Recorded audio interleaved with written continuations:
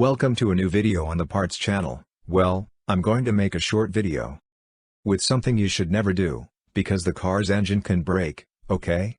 I'll explain. This morning a customer called us telling us that he brought the car to the workshop because he had been hearing a metallic noise in the engine for a couple of days. Of course, when he tells you that, you tell him, do not drive the car, call the tow truck, that you have a free assistance service in your insurance and you bring it to us by tow truck.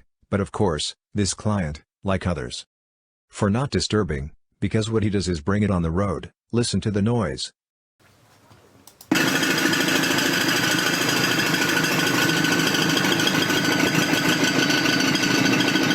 You already hear that noise. Here the problem it has is that this car has run out of oil. So what could have happened is that since it was driving with the engine without oil, at any moment the engine could have seized on it. In the end, it would cost more than the car itself. Okay? Be careful with these things. If you hear loud noises or metallic noises in the engine, don't risk it. Call the tow truck that you have contracted with your insurance and take it to your trusted workshop. Well, here I leave you this short video. If it has been useful to you, then do not forget to give a like and subscribe to the channel.